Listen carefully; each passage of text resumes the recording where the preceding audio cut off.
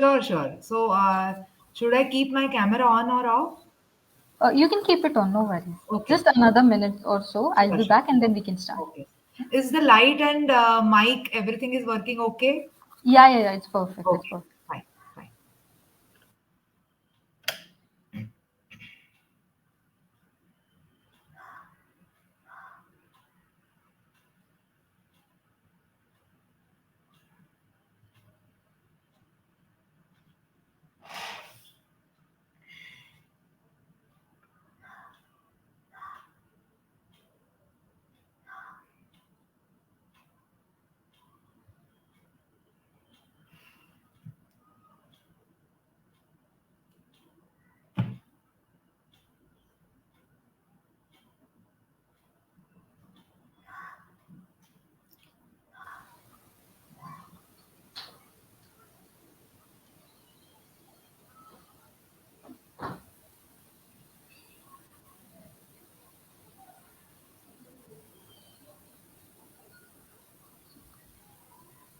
Yes, so we'll start now. Very good evening to everyone present here, and thank you so much for joining us on this Sunday. As usual, we are back with our daily Sunday sessions that we usually conduct on every Sunday. It's online and it's free of cost to everyone, even if you're a diabetic or you're non-diabetic, if you're a caretaker, a caregiver for someone who's living with any kinds of diabetes, be it in India or abroad, or in a very rural place as well. Thank you so much for joining us. And as everyone is aware, we discuss various topics related to diabetes. We try to explore and learn more about the A to Z's of diabetes. It could be something like retinopathy, how to take care of your kidneys, or eyes, or how does diabetes affects women? Is it different in men or is it different in women? And today's topic is related to kidney. I think we all are well aware that if not, if your sugars are not taken care of properly, or if your diabetes management is not proper, there is a chance that you could cause harm to your vital organs, and one such organ is definitely kidneys. And sometimes patients do not realize the seriousness of it first when they're diagnosed, but later on when they see signs in their body that something is wrong, maybe a part of their organ is not functioning properly, and sometimes even if they do realize, it's too late to help them out. No doctor or hospital can do anything if they're going to be in those critical stages. So today's session is going to be one such session where you'll get to learn more about how to maintain good health of your kidneys, how your diabetes actually affects it, what are the complications that can arise if you don't take proper care of yourself, your diabetes management, okay? And our guest is Dr. Sorry, I'm so sorry, just a sec. So our guest is Dr. Vedavati Purandare. Okay, she's a consultant physician and diabetologist at the Chellaram Diabetes Institute in Pune. She also holds a MBBS and MD medicine degree from VJ Medical College, Pune. She has a clinical and teaching experience of about 15 years. She also has a number of scientific publications in national as well as international medical journals, and her work on renal disorders in diabetes was presented in a conference at Spain. So, yeah, I mean, if I haven't missed anything, I would like to introduce Dr. Vedavati. And yes, ma'am, thank you so much for joining us today. And if I've missed anything, please do add to it. Thank you so much, Nupur, Ashlesha, and Blue Circle family. And it is really pleasant evening with all of you guys. And I'm happy to be part of this meeting, which is improving awareness about diabetes, its complications. So I'm really glad to be part of this meeting. Thank you. And just before we start, we have a list of questions prepared. But if any of the viewers have any other questions which we may have not addressed during the session, please do write text it up in the chat box. We'll definitely try to take all of those up. And before we start, I'll also like to remind that all of these sessions that we conduct online are free of cost, and it's mostly online. So do follow us on all our social media pages to stay updated with, we host various events in all of the cities in India. So do join us. Yes, ma'am. So, the first question for today is, why is it important to look after your kidneys, especially for those with diabetes? Okay, so very important question, Ashlesha. We all know that diabetes needs to be controlled. And why? Because if not controlled and if glucose levels are kept high, it might harm some of the important organs. And kidneys are one of the vital organs, if not taken care well, might get damaged with high glucose levels in diabetes. So why does kidney get affected? So we all know that we have two kidneys around the umbilicus. They are vascular structures, bean shaped, and mainly they function. There are multiple functions of kidneys, but mainly the fluid balance, that is production of urine, then excretion of waste products which are there in our blood, then maintaining our acid base balance of blood. Production of hemoglobin is also one of the important aspects of kidneys, and sometimes management of glucose levels, because kidneys also produce glucose, which is called as renal gluconeogenesis. So there are multiple factors of kidney, and we know that it is very vital to have normal kidney function. And if glucose levels increase, we know, Ashlesha, that we have to keep our glucose level in a target range. Mainly 100 to 150 is very good, but above 180 200, the glucose levels in long term might not be good for kidneys. Why is it so? Because in kidneys, there are specialized cells which are called as mesangial cells, which are seen in the kidneys. And as glucose levels increase, those high glucose levels enter the mesangial cells and damage those mesangial cells. Hence, in long term, if glucose levels are kept in the normal range, the kidneys function normally. But if glucose levels are high, they cause damage to these mesangial cells of the kidneys, and then gradually the kidney function worsens or decreases. So that is why the glucose levels, if kept normal, are good for kidneys. If higher than 200 in long term, gradually the kidney function declines. Okay. Thank you so much, doctor. Uh, does the type of diabetes make any difference regarding, the rate of complications or how serious can a complication get? Does it Yes. differ for different types of diabetes? No, basically, we do see type 1 and type 2 diabetes, Ashlesha, and in both types of diabetes, the kidney involvement is seen when glucose levels are high. So it is not like if in type 1 there are protected for from kidney disease and type 1 are more prone. So any patient with high glucose levels, if not controlled, might have kidney issues later. But in type 2 diabetes, where blood pressure is very commonly seen, blood pressure, high cholesterol, if these are not controlled, then the kidney issues might be there. So, what are the risk factors for kidney disease in diabetes? One is high glucose levels, then long duration of diabetes, it could be type 1 or type 2. Smoking is high risk factor for kidney disease. So, no patient with diabetes should smoke because it might harm kidneys. Then family history of kidney disease. So if we have patient whose mother or father has had diabetic kidney disease, the person should protect his kidneys and do regular checkup. So family history of kidney disease and high blood pressure if not controlled. And these days we do see that strong painkillers which are called as NSAID painkillers. You must have heard of Ashlesha Combiflam tablet, which is Yes. easily Yeah. available. So if Yeah. any person who has diabetes, it could be type 1 or type 2, if has any pain or fever, should not Mhm. take strong painkillers like NSAID painkillers, which are commonly available over the counter drugs, because those painkillers can might harm kidneys. So these factors we should take into consideration when we have diabetes. And all types of diabetes, if the glucose levels are high, they make person more prone for kidney disease. Okay. Okay. Thank you, doctor. The next question is, which test should be done annually, to check the health of your kidneys? Are they safe? Are they in good condition? Do you need to do something extra? Are there any tests prescribed?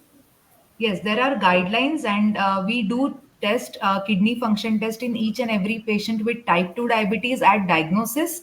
And in type 1 diabetes, within 5 years of diabetes diagnosis, we check. So these tests are mainly two tests. One is a blood test, which is called as serum creatinine, Yes. and the normal range is around zero point 0.6 to 1.2 milligram per deciliter, and that blood sample can be given any time of the day. Fasting is not required. So Okay. this is serum creatinine, which is checked from our blood. And second test is called as, it is a urinary test where the urine sample is collected. Any random urine sample is collected. It is not necessary to collect early morning fasting sample, or 24 hours urinary sample is not required. So any random urine test we collect, and we take a urinary albumin to creatinine ratio. So it is just for all of us guys to understand, it is the protein which is excreted in the urine is measured. So it is called as urinary albumin to creatinine ratio. The normal value is less than 30 milligram per gram. 30 to 300 is early proteinuria or mild proteinuria, and more than 300 is severe proteinuria. So this is, so two tests, one is blood test creatinine, and second is urine albumin to creatinine ratio. And if these tests are abnormal, then we do sonography of kidneys to see for the size of kidneys, and then we do many other tests to see for kidney disease and investigate it further. Okay. And how often should a person with diabetes do these tests? Yes, so for patients who have these tests normal, so if I test my creatinine and USER, it is normal, then I do it once in a year if I have diabetes. Yeah. But if my tests are abnormal, then Hmm. the doctor would advise me to do these tests little more frequently. So if a patient's creatinine is little higher, which has to be less than 1.2, if it is 1.52, then doctor may ask me to do once in 3 months or so. So minimum frequency is once in a year. But if the reports are abnormal, I may have to do those tests little more frequently as per my doctor's advice. Yes, I guess just to keep a safe watch, to look after Yes. yourself. Okay, okay. And I remember you said that not only high sugars, but BP can also lead to, having higher levels of BP for a long period of time can also disrupt your kidney health. Can you explain a bit more about that, please? Yes, so when our heart pumps, the arterial pressure is 120, and when heart relaxes, the pressure in the arteries is 80. So normal blood pressure is 120 by 80, or little less is also okay. But if blood pressures are high, like 140 by 90, 150 by 100, this is called as high blood pressure. And high blood pressure affects the blood vessels. And we know that kidneys are vascular structures, they contain lot of blood vessels. And then high blood vessel might affect these kidneys in the form of increase in the pressure in the kidneys blood vessels, which is called as glomerular hypertension, or in simple words, the pressure in the blood vessels in the kidneys increases, which leads to protein loss from the kidneys and ultimately kidney damage. So increase in the blood pressure increases pressure in the kidneys, which causes kidney damage. And a one note or tip in specific patients with type 1 diabetes. So if a patient has type 1 diabetes for 10-15 years, BP has been normal every time, but once patient goes for consultation and BP is high, then definitely we have to assess that person for kidney disease, because in type 1 diabetes, new onset blood pressure can indicate mild kidney involvement, and that has to be addressed and investigated and treated. Okay, okay, okay. So the next question is, what are some of the signs that your kidneys are not functioning well? What kind of signs or symptoms would your body Symptoms. display? Yeah. Yes. So, Ashlesha, we see many patients in whom the creatinine and urine albumin is little high, but they may not have symptoms as such. But Okay. some symptoms which we do see. So, if 100 patients have kidney disease, 50 may not have any symptom. Their Mm. just lab reports will be little abnormal, or urine may have protein loss. But that's why we tell our patients to do the test, because patients will say, doctor, I don't have any kidney related problem, why should I do my creatinine, why should Yeah. I check my urine? So we have to tell them that they may not have any symptom. But patients who have kidney disease, the early symptom could be just frothy urine. So urine they pass, they see a froth in the urine, which is because of protein loss. And then as the kidney disease advances, and there could be pedal edema, that is swelling over the feet, swelling over the face. There could be breathlessness because of some fluid accumulation in the lungs. Then patients might complain of decreased urine output. So urine is less. Then they might have reduced appetite. because as the kidney disease progresses, the urea in the blood increases. You know what is blood urea? It is also one parameter like creatinine. So as Yeah. urea increases, the patients might have reduced appetite. And then very late in the kidney disease, patients may have high potassium, means patients may have extreme breathlessness, no urine output, severe swelling over the face, or all over the body, which is called as anasarca, that is swelling all over the body. Patients will tell that they have gained 5 kgs weight in 2 weeks, and that is Yeah. all fluid, that is all water, because they are not passing the urine. And as you know that kidneys help us to produce hemoglobin, so patient's hemoglobin will be very less, so breathlessness will be part of it. Yes. Okay. Okay. So reduced urine and then swelling over the body, they all happen in very late stage of kidney disease. So earlier frothy urine can be there. Okay. There's a question from one of the audience. Bhavna Okay. Gupta ji is asking, my baby is type 1 and around 3.4 years old and generally on the hyper side. So the baby sugars are almost like 250 plus. And despite giving her correction doses and increased unit of rapid insulin. So, I mean, yeah, would you like to Oh, take that answer up? yes, important question, Bhavna. And you should definitely meet a team where the type 1 diabetes is managed as a team, where your diabetes doctor will tell us about the insulin dosages, then diabetes educators tell us the insulin techniques, and monitoring is very important. So we all educate our type 1. So, Bhavna, I am working in a not for profit organization, which is Chellaram Diabetes Hospital, where we do have type 1 diabetes kids coming to us, and we have diabetes educators, we have dietitians, and we have WhatsApp groups of patients, and we do advise them the insulin dose, the correction factor, wherein the glucose levels are in the target, they are not very high, and they don't have hypoglycemia also. So accordingly, a very close connect with the diabetes team might help you to control your baby's glucose levels in the target range, and accordingly the dietitians would advise you carb counting, where if your child is eating little more, you have to increase the dose of rapid acting insulin. If the post meal readings are high, you have to give correction dose, and gradually, as per the advice of your diabetes doctor, diabetes educator, dietitian, you will be able to manage the glucose levels very well. I hope that answers your question, ma'am. There's another question from Chanchal Malhotra. She's asking how often should kids with type 1 diabetes do these tests? Yes, so as discussed, Ashlesha, once in a year within 5 years of diagnosis. So in type 2 diabetes, day one we check their creatinine and urine albumin to creatinine ratio. But in type 1 diabetes, within 5 years of diagnosis, we check these tests. And then if they are normal, we do check once in a year. Okay. Once in a year, yes.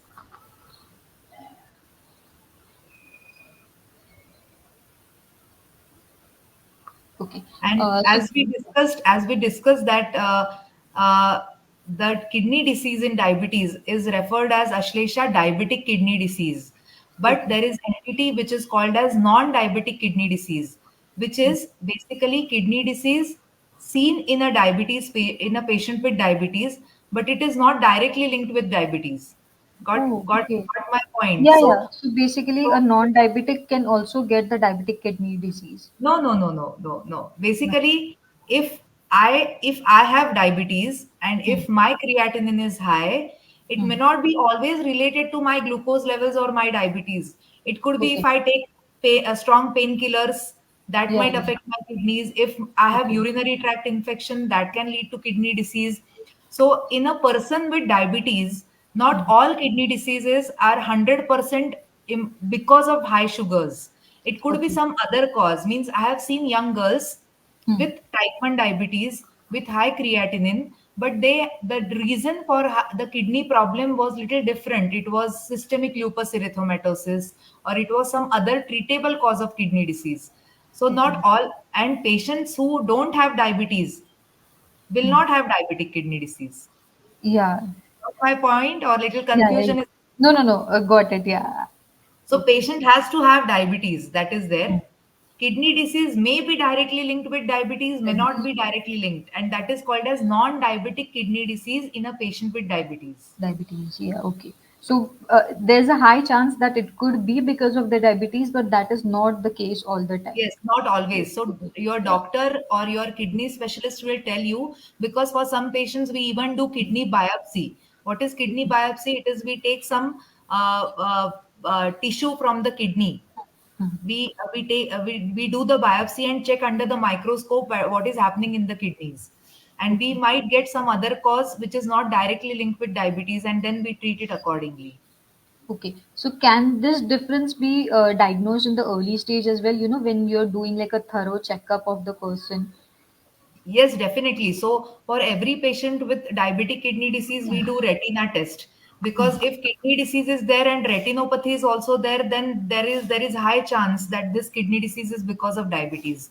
But if Okay. kidney disease is advancing and retina is absolutely normal, and then Mhm. the means kidney disease is also worsening very fast, then the reason could be little different than diabetes. Okay. Okay. It's a difficult concept, but just remember that if a person with diabetes has Mhm. kidney disease, it is not always linked with diabetes. There could be some other Other treatable reasons. factor in those patients. Yeah. I think you just have to follow your doctor's advice and Yes, definitely do all the prescribed tests properly, to get to the root cause of it. That correct. can solve a lot of questions. Yes. Okay. Okay. Ah, okay. And then Ashlesha, Hmm. if a patient has diabetes, what Hmm. that patient should do to prevent kidney disease?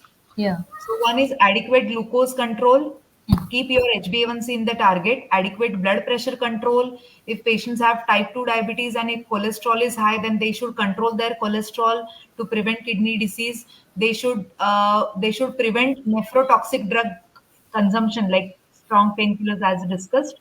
And Hmm. then the for if they are diagnosed to have early kidney disease, because in kidney disease also there are 5 stages. So if they Okay. are diagnosed with early kidney disease, then there are some medicines Hmm. which are proven to prevent the kidney disease progression. Like in Okay. type 2 diabetes, there are SGLT2 inhibitors. Then Hmm. if you have blood pressure and proteinuria, the ACE inhibitors, ARBs. So there are few medicines which prevent progression of kidney disease, or there are few medicines if the kidney disease is diagnosed early, then it can reverse the kidney disease in the form of simple microalbuminuria or early proteinuria. So these medicines are there, and there is Okay. one molecule which is called as spinrinone, which also prevents progression of kidney disease. Okay. But these should definitely be taken Yes, by it's difficult if for you're you to I mean, understand, but there are yeah. medicines which prevent kidney disease, and there are Mhm. medicines which prevent progression of kidney disease, which we Okay. all should know. Yes. Okay, yes, definitely. So we have another question from the audience. Mr. Rajiv is asking if the routine urine shows protein plus one and serum creatinine and urea are well within range.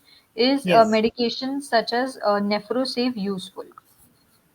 Yes, so if there is protein loss in the kidneys, it could Mhm. be some other factors which are contributing to it, like simple urinary tract infection, or fever, or excessive protein intake, or vigorous exercise. So these are other reasons for protein loss in the urine. So if once urine protein is positive, does not indicate kidney disease. We have to confirm it by repeated urine examination. We do urine albumin to creatinine ratio at least twice in 3 to 6 months to confirm that it is proteinuria. And then there are medicines which are ACE inhibitors or ARBs, which we give if blood pressure is high in such patients. But Nephrosave is just a amino acid, and it may not be indicated in such patients which the participant is asking. Yeah, yes, Mr. Rajiv. I think you need to do a thorough checkup of what is maybe causing the protein loss, and then And confirm accordingly, proteinuria by doing a second test also, yeah. urinary test. Yes. Okay. We have another question from Chanchal. She's asking what should be the preferable or target HbA1c in kids with type 1 diabetes? So if the kid is very young, 7.5 is also okay. For some, 8 is also okay. Ideally, it is 7%, but for very young kids where hypoglycemia is a problem, then up to 7.5 also it is okay. Yeah. I think many doctors also suggest that, since it's a growing age, it's okay for the HbA1c to be on the higher side, but you should always be cautious, not to let it go on the more higher side, I Higher think, right? side. True. True. Okay. So we have a question, and Sandeep ji is asking, is it reversible in case kidney function is impacted negatively? Is that health condition reversible? Yes, so as we discussed that kidney disease is in five stages. It is, we call it as stage one, stage two, stage three, stage five, four, and stage five. Stage five is where it is called as kidney failure or end stage kidney disease, where we consider hemodialysis or renal transplant, kidney transplant is considered there. But in stage one, where there is some mild protein loss in the urine, that stage is seen reversible in few patients where the glucose control is maintained well, blood pressure control is maintained well, and if blood pressure is there, then we give ACE inhibitors, ARBs to reduce that proteinuria. And in early stages, the kidney disease is reversible. Yes. Okay. Jigar is asking what it means if urine microalbumin is about 30. What can be done to reverse it? Yes, so as I told you, if urine microalbumin is positive, then we have to confirm it by doing two or three tests. And if urine microalbumin is consistently high, and if patients have high blood pressure along with that, then we give molecules like ACE inhibitors or ARBs like enalapril or telmisartan, olmesartan, these medicines. Or in type 2 diabetes, we do give SGLT2 inhibitors like dapagliflozin, empagliflozin, canagliflozin. These medicines, they reduce the protein loss from the kidneys and in the urine. Okay. And why do diabetes medications like metformin cause increase in creatinine? So this is a important myth. Okay. Metformin will never increase creatinine. We have to all remember that. Hmm. Metformin is a wonderful molecule, but it is said that if, as we check creatinine in Ashlesha, we Hmm. calculate estimated glomerular filtration rate. And if it is less than 30, or you can just remember that if creatinine is high, then metformin in type 2 diabetes is stopped. And it is not because metformin will increase that creatinine, but metformin, because it is not getting metabolized from the kidneys, it can increase lactic acid in our blood, and that too very rarely we have seen. So metformin won't increase creatinine, but in Hmm. patients with high creatinine, if we use metformin, that might increase production of lactic acid in the blood, which is very rare complication seen. I have never seen in my 15, 20 years of practice metformin causing problems, but as per the guidelines, we stop metformin if creatinine is high and EGFR is below 30. Okay. So Yolande is asking, what about HbA1c for a 76-year-old? So, as we discussed that in patients who are young or kids, we do keep HbA1c around 7 to 7.5. 8 also is okay for some. Similarly, in elderly patients after age 70, we keep HbA1c little lax target because we don't want them to have hypoglycemia. So, we can say that age divided by 10 can be their target after age of 70. So, if patient's age is 76, 7.6 can be HbA1c target. If patient's age is 80, 85, 8 or 8.5 is also okay target if because hypoglycemia will be like life threatening in those patients. Yeah, yes. But ma'am, if we say that, for an 85-year-old, if we divide by the ratio, if the HbA1c is 8.5 continuously, wouldn't that cause complications due to like See, high sugars? high glucose levels for 15, 20 years might harm patients, but low Okay. glucose level at one go might be life threatening. We have Yeah. seen patients having severe problems with hypoglycemia in those age Hmm. because 85-year-old patient, if patient has cardiac disease or some critical illness like cancer or kidney disease, then keeping Hmm. HbA1c target very low, like 6, 6.5 would be hazardous for patients. So not like 8 or so, but 7 to 7.5 can be considered as safe target. But if patients come to us with HbA1c of 8 Hmm. and patient age is 85, 90, we are not worried much because Yeah. after 20 years, the complications will be seen, right? So, Yeah. so we don't think that long term in patients who are like 90 years old. Okay. or Yeah. yes. Also, I think it would be difficult for them to, recognize the symptoms of hypo. Yes, because Yeah. see, in geriatric medicine, it is becoming very difficult. A single Mm. episode of hypoglycemia, they may fall, then there will be fracture of Yeah. femur, then they would be bedridden, and then bedridden patients, we all know that it is very difficult for us for to manage those patients overall. So hypoglycemia is strictly no in patients above age 75 or 80. Little higher sugar. So in patients whose age is 85, one reading of 250 will not give us red alarm, but one reading of 50 should give us promptly alarm that this should not be strictly avoided. This should be strictly avoided. Yes. Yes. Rohan is asking, can we take whey protein and creatinine supplements? Very important question, young boys and girls going to a gym. So, basically, if baseline kidney function is normal, creatinine is normal, whey protein is safe as such. But Hmm. creatinine, we have seen patients who are working out in the gym and taking creatinine, the kidney function, the creatinine value might jump with that. So, be careful while taking creatine supplements. Okay. Can this be also said, doctors usually prescribe us vitamin D, vitamin B12, irons, calciums. Can this also like need to be taken in proportion, or is it like harmless? They don't harm as such kidneys, but vitamin B12 is water soluble vitamin. So even if it is little in excess, it will be flushed in the urine. But vitamin D, if we take it excessively, it is fat soluble vitamin. So it will just accumulate in our fat and it will keep on increasing our calcium levels, which Oh, might lead to vitamin D toxicity, and high calcium levels also is not good. It might lead to kidney problem in long term. So yeah. excess vitamin D might have complication and it might have some issues with kidneys. Yes, that is a very Okay. good question, Ashlesha. Yeah. That can, I think, accumulation of calcium over time leads to kidney stones, right? Yes, sometimes if the stones are calcium oxalate, then it is seen. But most of us don't have calcium oxalate stones. So, taking vitamin D and some form of calcium supplement may not directly lead to calcium stone formation, because most we have to then test what is exactly the formation of stone like in a lab, and then accordingly we have to tell patients further. Okay. Rajiv ji is asking, what is LN block used for? So Ellen Block is a brand name, and the content of it is cilnidipine, and it is basically a molecule to control blood pressure. So if Okay. patient's blood pressure is high, this comes in a class called as calcium channel blocker. This is safe for kidneys, definitely safe for kidneys. Safe for Yes. kidneys. Okay. Another question from Dr. Subodh is, does glyciphage or Vildapage, I think I'm pronouncing it wrong, increase weight?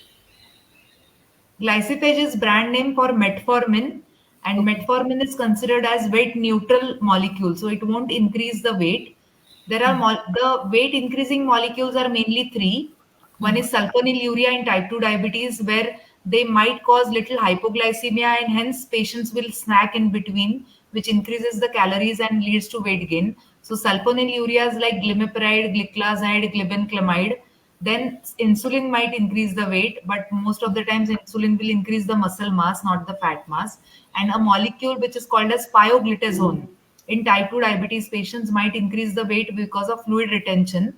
But pioglitazone these days is not used commonly. So, and definitely glyciphage, vildagliptin, they are weight neutral molecules. They won't increase the weight. Sometimes we have seen patients losing weight also on those medicines. Weight means Okay. fat loss, because in Fat. diabetes the weight loss is of two types. If glucose levels are high and patients are losing weight, it is muscle loss. And if glucose levels are controlled and patients are losing weight, the fat loss is likely in those patients. Okay. We have another question from Chanchal. She's asking, during sickness like cold or cough, the sugar Mhm. levels in type 1 is difficult to manage. Could these Yes. high sugars for a week or so also lead to kidney damage? She does give correction dose to her, I mean, but sometimes even that doesn't seem to bring down sugar levels during sickness.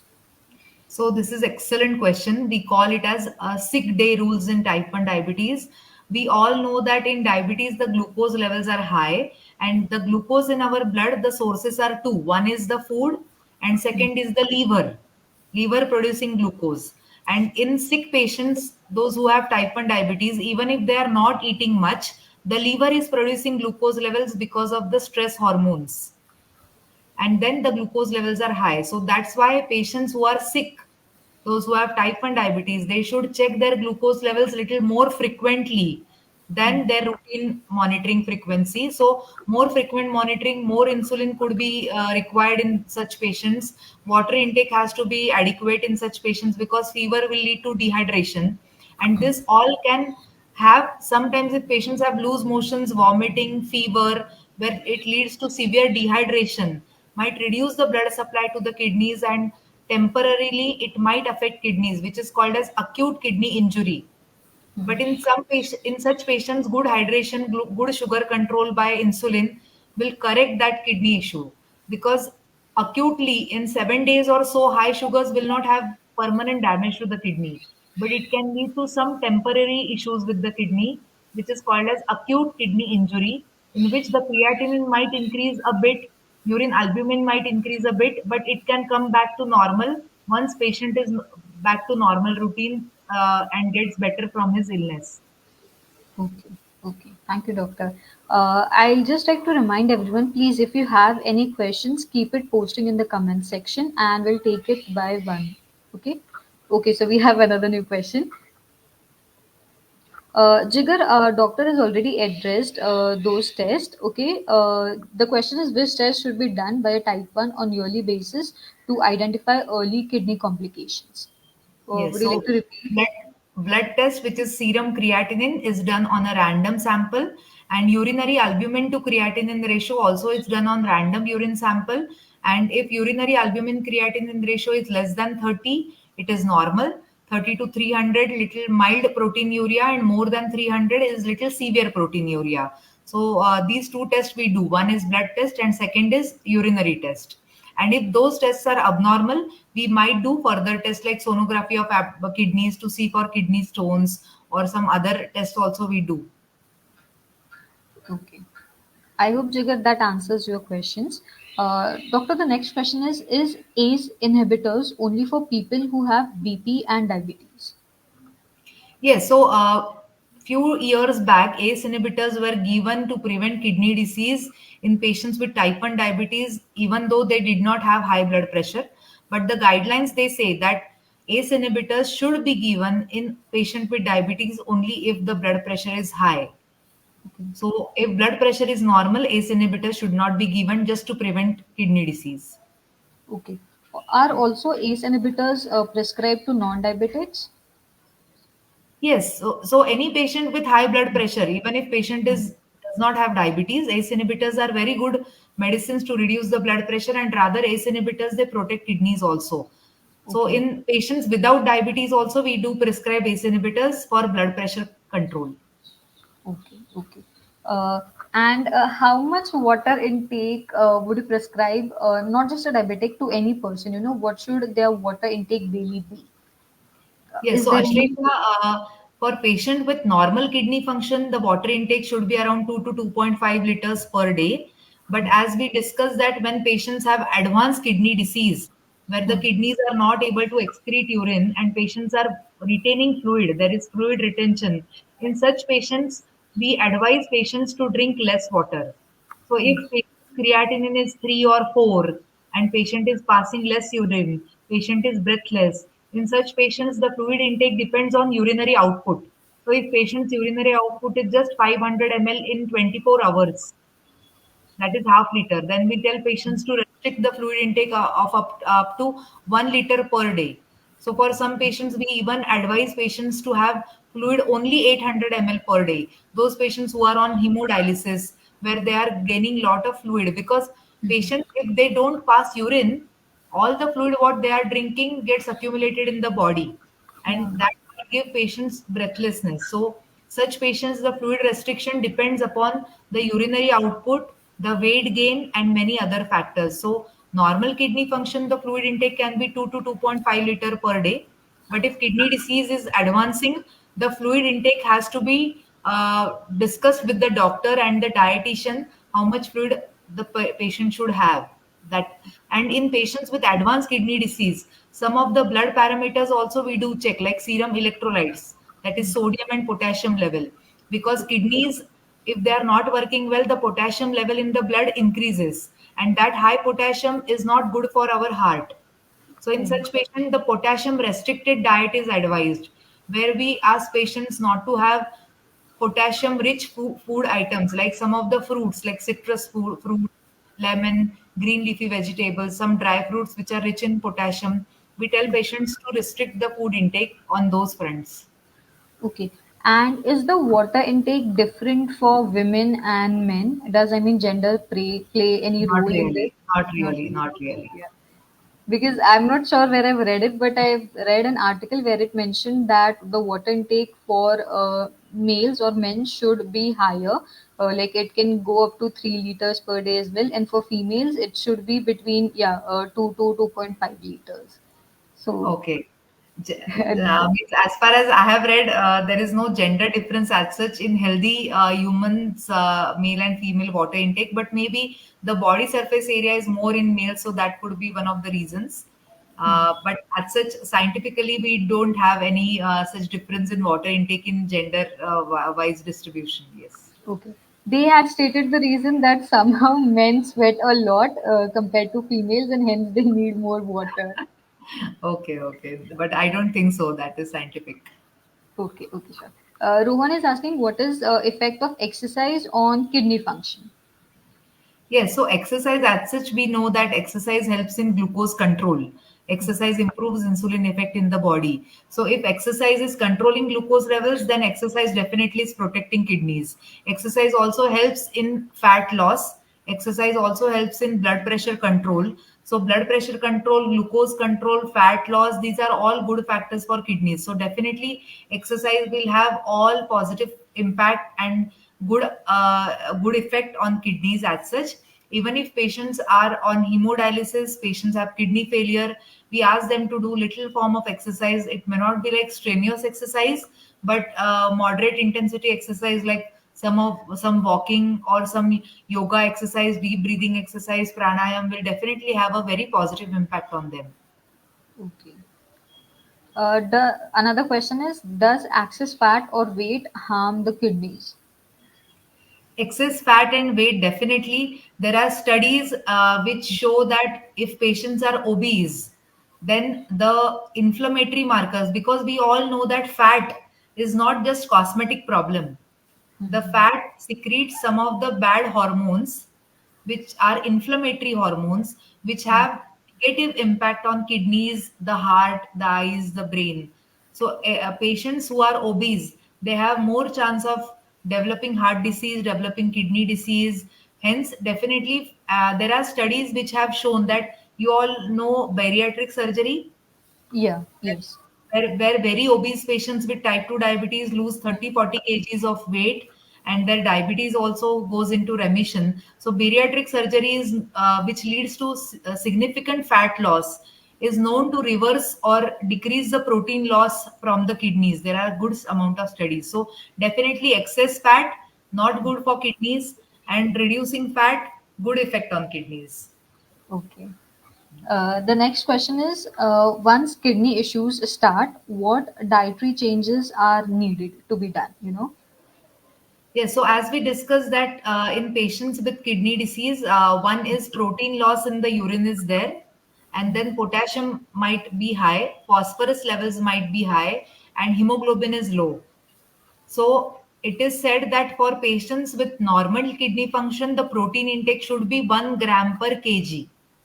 So if Ashlesha, your weight is 50 kg, you should be eating 50 gram of protein per day. But if patients who have kidney disease, and that too advanced kidney disease, like patients in whom creatinine is 5, 6, the protein intake should be zero point 0.8 gram per kg, little less, not very less. So zero point 0.8 gram per kg. So little reduction in protein intake. Second thing is potassium restricted diet, where green leafy vegetables better patients avoid, or there is a process where the green leafy vegetables are boiled in water for 2 minutes, and then that water is strained, and then those vegetables can be cooked, because the potassium is washed in the water. So Okay. that did you get my point? So Yeah. that form of cooking is used. Then restrict citrus fruits. Then some fruits which are high in potassium, dry fruits should be eaten in moderation. Patient should not be eating a bowl full of dry fruits, but 3 to 4 almonds, one walnut is okay. And then and then it is the fluid restriction also accordingly. So fluid restriction, potassium restriction, salt also. Patients with kidney disease should not be eating excessive salt, because excessive salt increases the blood pressure, not good for kidneys. So little salt restriction, little fluid restriction as per the doctors in advanced kidney disease. And potassium we have to monitor in patients in whom potassium is high. Okay. And are there similarly any superfoods or foods that are proven to be beneficial to maintain your kidney health? So all healthy food items which control glucose levels will have good impact on the kidneys. Like we tell our patients to have 50% of fibers in their meal plate, 25% of proteins, and 25% of carbs. So restricting simple carbohydrates, restricting deep fried food, that is avoiding excess of fat in the diet, and improving protein and fiber intake will help protect kidneys in long term. Okay. And I have question regarding sometimes if you're gymming or you're doing cardio a lot, or if you're trying to, build up your muscles, a lot of people consume protein powder from the Yes. outside, like an external source of supplement. If it's not absorbed properly, in your body, can that cause any harm to your kidneys? Yes, so we definitely ask all our patients to consume those powders after consultation with their diabetes doctor. So they have, because if kidney function is little abnormal in patients with diabetes, and if they consume creatine and do extensive exercise, very vigorous exercise, then it might increase creatinine further and might affect kidneys adversely. So definitely these protein powders and then extensive exercise, these things have to be planned, and there has to be a tailor-made exercise plan and diet plan for these patients. Okay. Rohan is asking, are kidney beans good for kidneys? Yes, basically not for kidneys, but kidney beans are rich in proteins and fibers, and overall for glucose control they are good. So he can consume them. No worries. Okay. The next question is, what is CKD? Can it be reversed? And if yes, at what stage? Yes, so CKD is referred as it is a short form of chronic kidney disease. So CKD is stage 1, stage 2, stage 3, stage 4, and stage 5. So CKD stage 1, where there is some mild protein loss, and that is a reversible stage of kidney disease, we can say. So early kidney disease, stage 1 kidney disease, where there is mild form of protein loss, it can be reversed with good blood pressure control, good glucose control, and some medicines like ACE/ARBs and SGLT2 inhibitors. And by fat loss also, by tobacco cessation also, there are various factors which, if controlled in early kidney disease where there is some mild proteinuria, it is reversible. But after stage 2, stage 3, stage 4, it is not in reversible form. Then it is, we have to prevent progression in those stages. Then if Okay. patients are in stage 2, stage 3, we may not reverse the kidney disease, but at least we should be planning to prevent the progression of kidney disease in such patients. Okay. And okay. And what is the progression? I mean, what is Yes. the rate of progression, or Yes. So, what is kidney disease progression? It is kidneys disease is advancing, and patient's kidney function is worsening. So, if patient's creatinine is 2, it becomes 3, 4, 5. And if patient's protein loss in the urine was 300, becomes 400, 500, 600. That is called as kidney disease progression. And if kidney disease is progressing very fast, we have to do investigations, we have to prevent the progression by various means. Because if kidney disease progresses into stage 5, it becomes kidney failure stage or end stage kidney disease stage, where we have to do either dialysis or we have to plan kidney transplant. oh, okay. Okay. So kidney transplant is needed at the very last stage, right? Like the Yes, last that resort. is, yes, stage 5 or ESRD stage, end stage kidney disease stage. Okay. Jigar is asking if you can also elaborate on what is stage two. Yes, What stage 2 happens kidney before? disease. No, it is the kidney disease stages purely depend on serum creatinine level. And serum creatinine, when we have patient's age, patient's gender, and creatinine, we calculate one test which is called as glomerular filtration rate, EGFR. Okay. And if EGFR is more than 90 and with protein loss, it is stage 1. EGFR between 90 to 60, it is stage 2. 60 to 30, it is stage 3. So likewise, as the EGFR reduces, we categorize patients into stage. But as he is asking, stage 2 kidney disease may not have any symptoms, as we discussed, Ashlesha, that Yeah. patients will have symptoms when they are into stage 3, 4, 5. In stage 1, stage 2 kidney disease, patients may not have symptoms. That's why we do creatinine and urine ACR test once in a year. Yeah, I think it's more some sort of, like a silent killer, and hence we need to keep a watch on it. But thanks to Blue Circle Foundation, because of this initiative, I am sure that every one of us will be screening for kidney disease once in a year, and we will definitely fight with the complications of diabetes, and we won't have any complication anytime. Yes, doctor. So another question is CKD a hereditary or a generational disease? As we discussed, kidney disease, the risk factors of kidney disease in diabetes, one important thing is genetic factors. So, if patients, parents, or grandparents, or aunts, or uncles have had diabetic kidney disease, then the patient will be at increased risk of getting kidney disease. So, we have to be more cautious. We have to screen those patients more frequently and tell them and educate them about how to prevent kidney disease overall. Uh, I would like to request the audience that, last few minutes are left in the session. If anyone has any questions, please, start writing it up in the comments. Okay. Yes. And another question is, doctor, what type of patient requires a kidney transplant? Yes, so patients in whom the kidney disease is last stage, stage 5, which is called as end stage kidney disease, where patients' creatinine, which normally has to be below around 1, if it is like 6, 7, 8, so high creatinine level, very high blood urea level, not getting better with all the medicines, and patients is not having urine output, means patients are not passing any urine.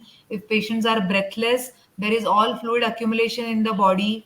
And then if patient's potassium is very high, in if patient's acidosis is there, means we all know that pH of blood is 7.4. If Hmm. patient, there is a lot of acid production in the blood because of kidney problem and not getting better with usual conservative medicines, then these patients, we advise hemodialysis. It is done in the hospital where we put one dialysis catheter, and all the impure blood is filtered via a dialysis filter, and fresh blood, the purified blood is again transfused inside patient's body. So those patients, first we have to not panic if any patient is going on dialysis, because it is not a thing which we need to be very anxious about. It is like doing some procedure where patients are, means many of our dialysis patients, they come, they do 4 hours dialysis and they go back. So Hmm. basically dialysis improves kidney, dialysis is like external kidney, which Hmm. is just purifying the blood, which normally kidneys do. Okay. Bhavna is asking, what is the risk for diabetes related to kidney complications for type 1 if HbA1c is below 7 and BP is also under control? Yes, so Bhavna, we discussed that what are the risk factors for kidney disease in patients with diabetes. So, long duration of diabetes, like 10, 20 years of diabetes, high blood glucose levels about 200, high blood pressure, tobacco use is one risk factor, genetic history of kidney disease, that is family history of diabetes is there, And taking strong painkillers also increases the risk of kidney disease. So if patients sugars are controlled, BP is controlled, patients are not using tobacco and not taking any strong painkillers, then the chances of kidney disease are very less in those patients. Okay. Rajiv ji is saying that he has been a T1D for more than 62 years and he gets his KFT done every quarter. So Super, kudos, super. Rajiv ji. Yeah, I think you are a Yes, great yes. inspiration to all of us. Hats off to you, sir. Congratulations. Yes. If anyone has any questions, we would like to take the few last questions. Okay. Doctor, I have a personal question of my own. Sure. Can it happen sometimes that, one of the kidney is functioning really well and only the other one is showing some kind of distress or, sort of malfunction or something like that? Can that happen? Yes, Ashlesha, we have seen that in some patients, if there are kidney stones in one kidney, Hmm. and it is obstructed kidney, then Okay. that kidney might be working like 30-40% and other kidney is working 100%. So this can happen. Or there is a entity which is called as chronic pyelonephritis, means one kidney is affected with chronic infection, means Hmm. and other kidney is normal. So in such patient, that kidney is scarred and it is also working little suboptimally than other kidney. So we have seen patients in whom one kidney is absent, they are Oh, they are okay. having only one kidney, but if that kidney functions very well, then it is not a problem. So Okay. patients can sustain on one good working kidney. But in those patients, if they have diabetes, means we have had Hmm. patients who have single kidney and they have type 1 diabetes, but they are taking care very well because we educate them that this kidney is precious, and glucose control, BP control will help to protect this kidney. Okay. Okay. Yeah. So I think, yeah. But won't having a single kidney put a lot of pressure? I mean, of course, like you said, you make sure that the patient who is only like sustaining with one kidney, they follow a lot of, maybe dietary restrictions. They have to be very strict regarding their medications, Yes. the timing of their medications. Yes. So basically, that kidney, which is single working kidney, is like hypertrophied. It becomes double the size of normal kidney. So it Okay. takes charge as such. Because Okay. otherwise, the kidney donors, you imagine that a healthy kidney donor is donating one kidney to other patient. Yeah. So the donor is also sustaining life on one kidney, right? Yeah. So just avoid insults to the kidneys in donors or patients who have single kidney. Okay. And can people who have lived with diabetes donate their organs? Is it advisable or not? Usually, it is not advisable. So that is these are the guidelines which are set by the Organ Donation Society. So that is not recommended. Okay. Uh, Munna ji is asking my diabetes 3 years and 6 months. HbA1c is, I think he's trying to say that he has been a diabetic for the last 3 years, and Okay. his 6 month HbA1c is 7.2. Is there a kidney risk, or could there be any risk related to kidneys? Yeah. So ideal HbA1c would be like 6.5. 7.2 will not have direct impact, but better sugar control will definitely help in future. Yes. So you can target HbA1c as 6.5. Okay. Puneet, we have already answered this question. He's asking how much water we should drink in a day. Yes, so for healthy kidney function, around 2.5 to 3 liters is fine, water intake. Okay. And can you also please, just for the last time, let us know what are the tests prescribed to, check our kidney health? Yes, so as per the guidelines, one blood test, which is called as serum creatinine, Hmm. is to be done once in a year, and urinary albumin to creatinine ratio, which is also done on a random urine sample, should be done once in a year. And if Yeah. these tests are normal, then we ask patients to do every year. If these tests are abnormal, then patients are asked to do these tests more frequently, like 3 monthly, 6 monthly, or also once a month. We advise. Yeah. I think we've already discussed about smoking having some kind of, harmful effects on the Adverse effect kidney. on kidney. Yes. Yeah. So I mean, does alcohol also have certain kinds of harmful effects on kidneys? Alcohol directly, it will not have impact on the kidneys, at least the studies have not shown. But Mhm. alcohol, we all know these are empty calories, and it Yeah. is all carbs, we know. So alcohol will increase glucose levels. It might Mhm. sometimes lead to hypoglycemia also, because some patients, they have alcohol and they may not eat their carbohydrates as such. So alcohol will lead to a lot of glycemic variability, fluctuations in glucose levels, and that might harm the kidneys. So alcohol also not good for patients with diabetes. Yeah. Okay. Uh, are there any last questions from anyone? Would anyone like to come on camera and ask the questions, or if you're comfortable, you can type it up in the comment section as well.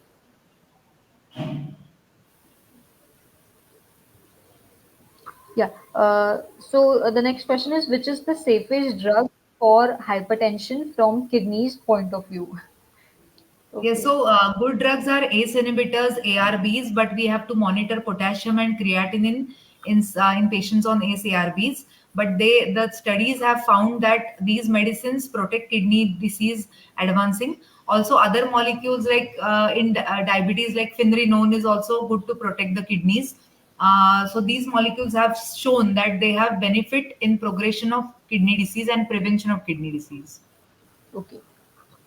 So the last question is, ma'am, should water consumption, the level of water to be consumed, be dependent on the weather or the season, or is it the same throughout the year? Yes, so in summers we know that there is some insensible water loss going through the skin. So in summers the water intake can be little half an hour, half liter more than rainy and winter seasons. In summer season the water intake could be increased. Yes. Okay. Okay, yes. So I think all the questions have been addressed, and I hope everyone is happy with the answers that they've received. I would like to extend a huge thank you to Dr. Vedavati for being so patient with us and for answering all of our questions in such a simple language. I know I have learned a lot in today's session, and I hope everyone who attended it has definitely learned a new or a new few things about it as well. Thank you so much, Dr. Vedavati, for being with us today. So, on a closing remarks, I am grateful to Nupur, Ashlesha, and Blue Circle team family.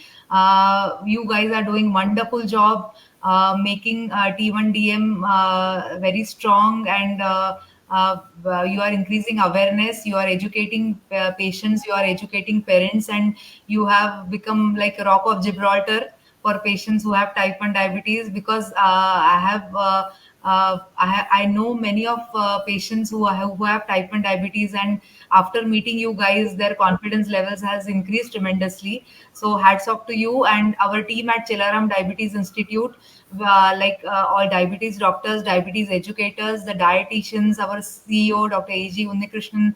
We are a big fan and we are part of Blue Circle team as such.